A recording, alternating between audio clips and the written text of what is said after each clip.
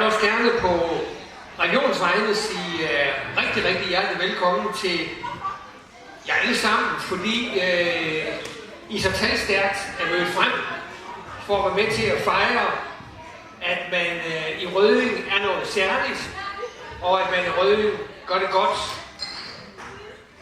Det vi har set på, det er, at i Rødding der er der sammenhold. 15 foreninger har slået sig sammen om at oprette den selvejende institution Rødding 2020. Og der må man sige, det er jo ret fremsynet, fordi der er jo mange sådan regeringskredser og andre, der taler om 2020-planer osv.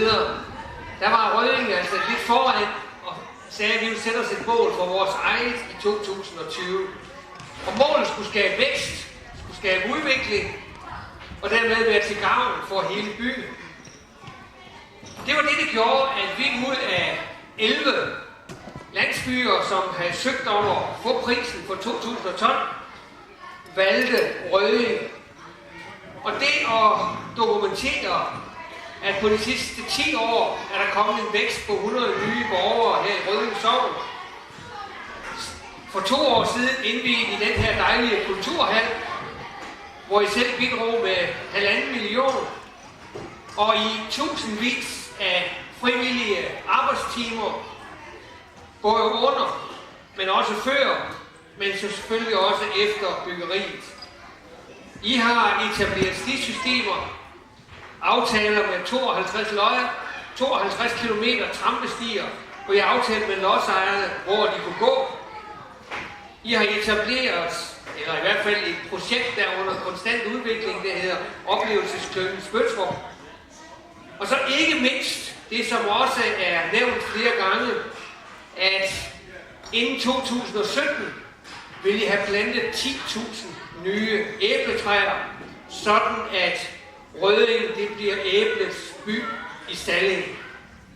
Og det er jo lige før man kunne gå lidt videre med at sige, at i et bysamfund af den her størrelse og 10.000 æbletræer, ja, så er det nok æblets by i Danmark, selvom Æbletoft måske vil protestere lidt. Samtidig arbejder I med et rigtig spændende projekt sammen med borgen omkring stueprojektet, og igen få sallingsstuen til at græsse på markerne her omkring Spøtrup Borg. Men det, jeg synes, som er det aller vigtigste, det er, at I har valgt at se på muligheder i stedet for begrænsninger. I har valgt at se på, hvad det giver at stå sammen og sætte nogle mål op for jeres område, det sted, I bor, og så ud for den erkendelse, at for at det kan lykkes, så skal I selv slås for det. Det synes jeg er rigtig flot og anerkendelsesværdigt. Vi kigger på det, som er vigtigt for landdistrikterne, ja, som end også for byerne, ja, så er det jo det at have et sted, som man selv synes er attraktivt at bo i. Men for det er attraktivt, er det også vigtigt, at man fastholder erhverv. Og for os i Region Midtjylland er det rigtig vigtigt, hvis vi skal have en region, hvor der er aktiviteter, både i de allerstørste købstæder, men også i landdistrikterne. Hvis man ikke får noget nyt for mig at høre om Røddings fortræffeligheder, nu har jeg haft den glæde og fornøjelse at omgås Alex i mange år, så er det jo svært at undgå at høre om Rødding og fortræffelighederne, og høre om de 7 landsbyer i Spøtrup Kommune, og de 7 skoler, og de 7 ældrecenter, og de 7 børnehaver. Alex, du kan huske, at kan det udenad nu. Det blev banket ind. Men det var viljen. Det var viljen til at ville noget andet, end det udviklingen præger, hvor udviklingen jo går imod købstæderne, går imod, at man lige stille flytter derind. Det løste af en kraft, der sagde, vi kan selv, vi vil selv. Og det er jo også det, der er kendetegnet for sallingboere i det hele taget. Men nu er det jo ikke kun Rødding, der har gjort det. Vi har i Region Midtjylland lavet nogle resultatkontrakter med landdistrikter, hvor man gør noget særligt for at forny landsbyerne. De første 2 kontrakter er indgået, og den ene er selvfølgelig med Skive Kommune, og der er jo det landsbyfornyelse i Lyngøre, Duerup og Nautrup, som med fokus på kulturmiljøet, det byder også ville en udvikling. Og samtidig fokuserer vi på en række projekter sammen med andre kommuner, lager, på at bidrage til, at der sker en udvikling mange forskellige steder. Et af de projekter, det er det, man har udpeget til 9 fremtidens landsbyprojekter. Et af de projekter er også i Skive Kommune. Det er Selde, hvor man har i gang sat nogle aktiviteter for også her at gøre det attraktivt at bo, have erhverv, lave et særligt tilrettelagt uddannelsessted for unge med en grøn linje, blandt andet det her hesthotel med opstaldning af heste osv. Og det formål her har allerede givet ekstra arbejdspladser her.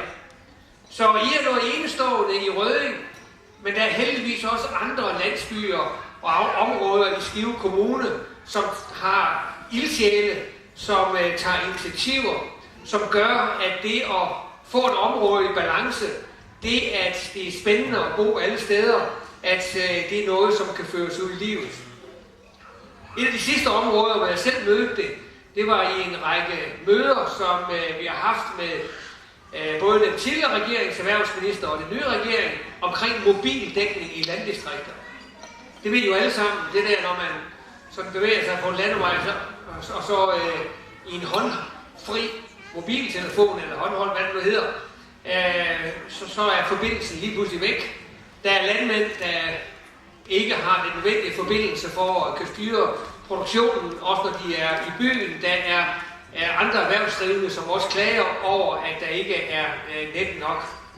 Det at have fået en aftale med teleselskaberne, KL, regionerne og Erhvervsministeriet om, at nu skal vi have forbedret mobildækning i landdistrikter, ja, det er jo i en moderne tid vigtigt for at fastholde bosætning og gøre det attraktivt.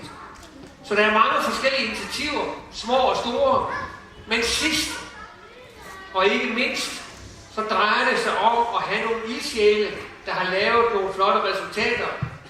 Det har I nået, det har I vist, det er det, vi fejrer, og jeg vil gerne på regionens vegne sige stort tillykke, men også sige god arbejdsløst i årene fremover, for I har ligesom lavet en manual for, hvad der skal ske fremover. Og for ligesom at markere det, har jeg sådan medbragt et par synlige beviser på vores anerkendelse af jeres arbejde. Og nu kan I jo det der med æbler, og det er jo også lige frem, sådan at man kan sige, at det er jo lige før I påstår, at der er penge i det der med æbler. 50.000 som premiering på Rødding, og her er pengene. Så er der penge.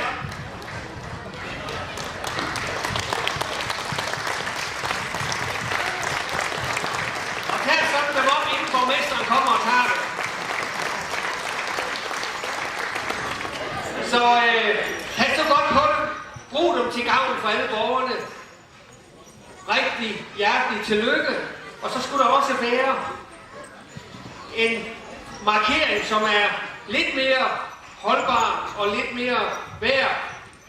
Og her er så en plakette, der viser Landsbyprisen 2012, præmieret med 150.000. Tillykke, fedt.